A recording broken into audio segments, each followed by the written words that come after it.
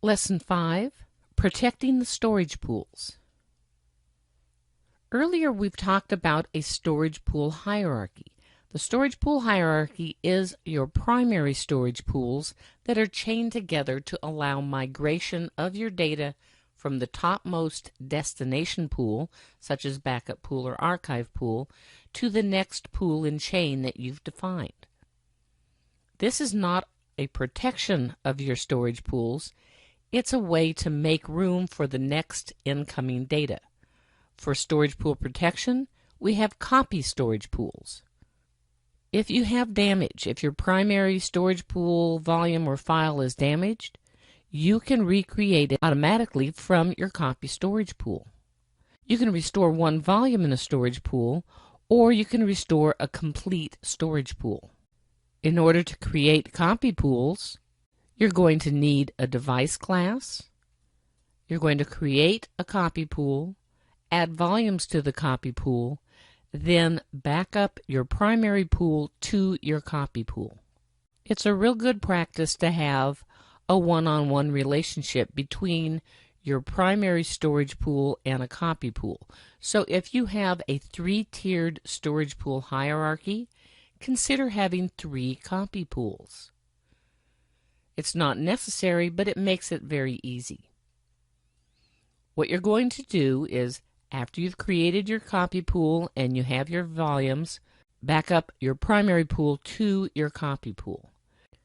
You can do this manually with a command or using the administration center. You can automate it with the maintenance script, or you can initiate it once per primary pool. We'll be doing this a little bit later in this unit.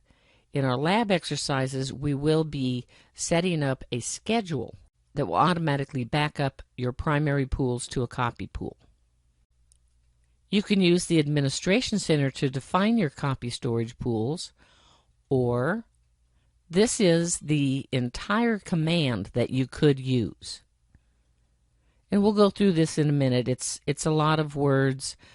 Basically, you're just going to define storage pool, the name of the pool, the device class name, pool type equals copy. So this way you are defining a copy pool as opposed to a primary pool. And don't worry about this command. We'll go over this in a minute. Here's a diagram of a way you can back up your storage pool hierarchy. You're going to back up the primary disk pool, that would be backup pool or archive pool if you're going to use your default defined primary storage pools. Have 1 copy for on-site and 1 copy for off-site. Then you would do the same with the other storage pools in your hierarchy. So you'd have 1 copy on-site, 1 copy off-site.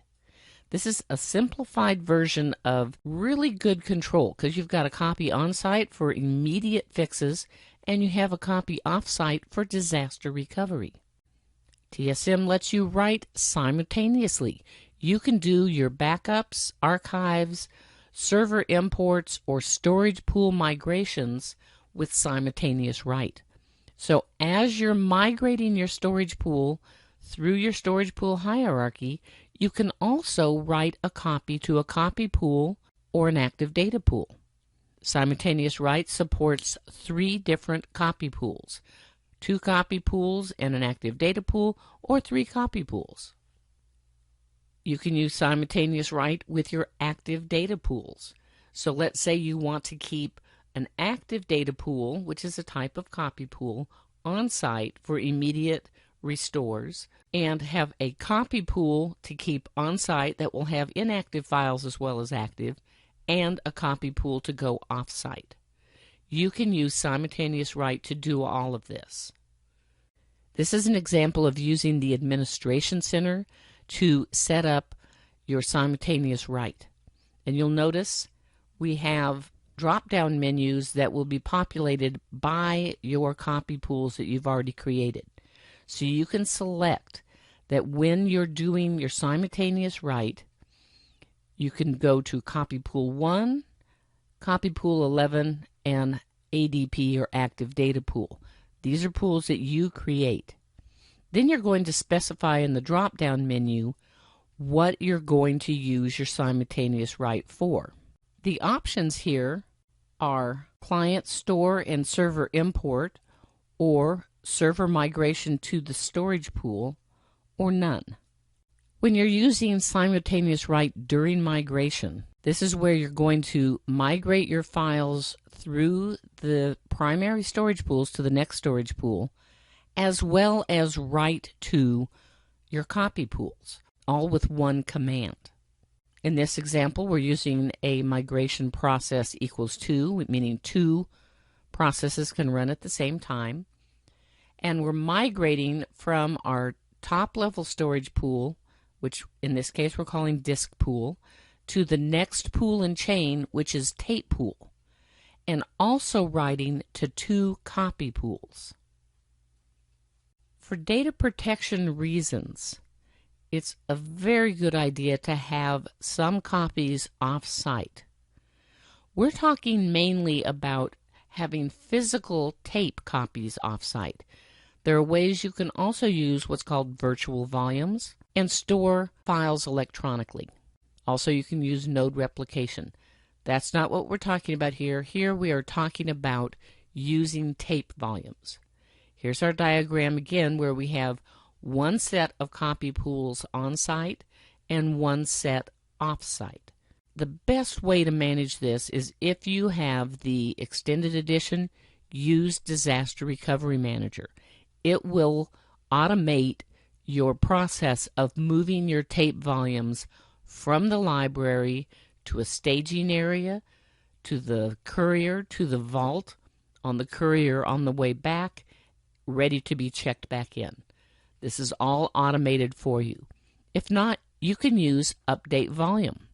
Using the update volume command, you can set the access to off-site and specify the location as vault. This is just an example. You could use any location that you wanted. Be sure you put it in quotation marks. And here's the command you can use if you're going to update your volumes with a command. Update volume, we're using the asterisk to stand for all volumes. It's our wildcard. Access equals off-site.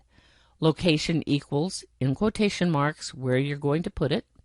Then you would say where storage pool equals off-site, where access equals read-write, read-only, and where status equals filling or full. This is how you would make the changes manually.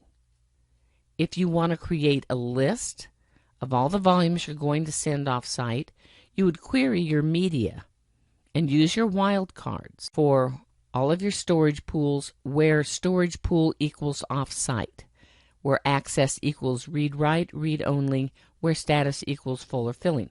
This will give you the list of volumes that are currently listed as being off-site.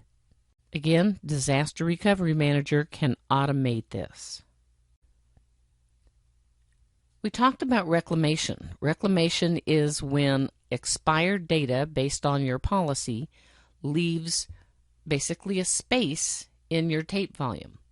In order to reclaim tape volumes with whatever percentage of emptiness that you have determined with your threshold, if you say when the threshold is 60%, run reclamation, the 40% good data is written to a different volume. The server is going to reclaim the space in the storage pools based on your reclamation threshold. So when the percentage is reclaimed on volumes, the server will start the volume reclamation. The process ensures the files that are on new storage pool volumes will be sent off-site and are not kept on-site because of reclamation.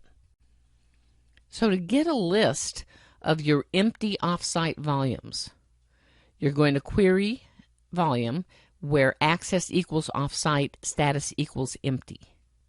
Then you're going to bring these volumes back on-site, update the volume, change the access to read-write, use them again, and put them back into your Scratch pool or your private pool. Restoring storage pool files. The copy pool's purpose in life is to be there to recreate damaged files or volumes in your primary storage pools.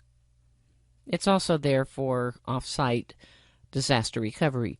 But right now we're talking about restoring damaged files. Files and volumes can become unusable, especially using a tape volume. Tape media does deteriorate over time. You might notice a damaged file when you're trying to do a restore, or if you periodically run the audit volume fix equals no command, you'll get a list of all your damaged files, and TSM will mark them as damaged. Now, it's only going to mark the copy that's damaged, not an additional copy. So if you have a damaged copy of a file in a primary storage pool, that copy will be marked damaged. The backup copy on the copy storage pool is not. It will be used to recreate the original file. So then you're going to use the restore volume command. This will restore the damaged file with good data. Occasionally you might need to also restore an entire storage pool, not just a volume. That can also be done. To restore damaged primary storage pool from copy storage pools, in this example we have a damaged file A. A is marked damaged, so when the client requests it, it's not available. TSM therefore finds the undamaged copy of file A in the on-site copy storage pool. Then the primary storage pool is recreated from the on-site copy storage pool, or your active data pool. If the only copy available is off-site, it can't restore it until you return the volume. Here's a command you can run periodically to restore your damaged files, shown here at the bottom. Restore storage pool, the name of your primary storage pool, preview equals yes. This means it's going to go out and look for any damaged files. On this slide, you can see a list of steps that you can take. First, you're going to detect your damaged files. You can do restore storage pool, the name of the pool, and preview equals yes. Then reset the damage status if the error was a temporary error. If not, you're going to need to correct the files that are damaged. You do this with audit volume fix equals yes. Now, audit volume fix equals no gives you a list. Audit volume fix equals yes goes in and finds any volume that needs repair. Once you have removed the good data, you're going to use access equals destroyed when you update that volume if it cannot be repaired. So before you can throw away an old volume, change the access to destroyed. If you lose an entire volume as opposed to a file on the volume, you can restore that entire volume from your copy pool. Very simple. You use restore volume and the pool name. The command is going to restore volumes with an access mode of destroyed. So if you can recreate it, you will be able to with this. Damaged files on other volumes are also restored. This is why it is a really good idea to have an on-site copy in addition to your active data pool copy. This is your entire volume copy, so you can recreate a primary storage pool volume. The command, restore volume, the name of the volume, and in this case we're giving it a maximum process of 2. Here's the restore storage pool command syntax. Everything on the line is required. So restore storage pool, the name of your primary storage pool is mandatory. You can also provide the name of the copy pool you want to use. Otherwise, TSM will figure it out. Active data only by default is no, but the options are yes or no. If you're going to use yes, you'll need to provide active data pool equals active data pool name. You then can specify a new primary storage pool name if you'd like. By default, the maximum number of processes is 1, and by default preview equals no, or you can specify yes, whether or not you want to preview the restore operation without actually restoring the data. And then wait equals yes or no. The default is no. This is whether or not to wait for the server to complete processing this command in the foreground. Some backup and recovery tips. Back up each primary storage pool or storage pool hierarchy to the same copy storage pool. You can have multiple copy storage pools, one for each primary storage pool or one for each primary storage pool hierarchy. Use administrative command scheduling to automate storage pool backups. You'll be doing this in the lab exercise. You're going to create a maintenance script that will run every night that will back up your storage pools. You're going to want to save your volume history, device configuration, and it's a good idea to also have your dsmserve.opt file.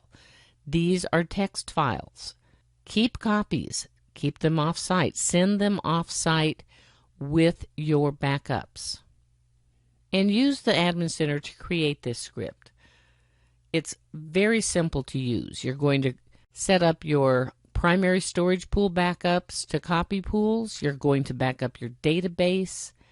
If you're running Disaster Recovery Manager, you can create a recovery plan file. You'll also be setting up reclamation and migration and expiration. This is a really good tool to use. Have a copy storage pool. Have a copy storage pool. Have a copy storage pool. I've actually talked to people that did not have any copy storage pools. They had one giant primary storage pool. In the time of a disaster, they were not able to recreate their data. Copy storage pools are your friends. Back up your primary pool to copy pools. Back up your database. Save your volume history device configuration files. Remember, to restore your database, you're going to need that volume history file. Volume history file tells you where your database backups are. Keep copies off-site, physical or virtual. Most people use tape for physical copies and take them to a vault. You can send them anywhere. Just take some off-site. And consider using DRM, Disaster Recovery Manager, if you're running the extended edition of TSM. This is a great way to automate your daily process. The reuse delay parameter we've talked about before. This is set in the number of days you want to hold off before overwriting a tape that has been returned from reclamation. And here is an example of a daily administration cycle. This is just to give you an overview of what a day in the life would look like. We're going to start with the end of the business day when we start our incremental backups of client data. When that's done, you could run your identify duplicates command. This is in case you're using data deduplication. This is a very resource-intensive command, and you can set it to run for a specific period of time. Then you're going to start your storage pool backups. So if you're not using data deduplication, the first step after getting all of your backup data from your clients would be to back up your first storage pool. Backup pool if we're using the predefined primary storage pool. Then you would back up the next pool in chain, etc. You can use the same copy pool to back up these if they're in the same storage hierarchy, or you can use different copy pools. Next, you'll back up the database. You want to back up your storage pools first so that the database has that information. It will know where all the backup copies are.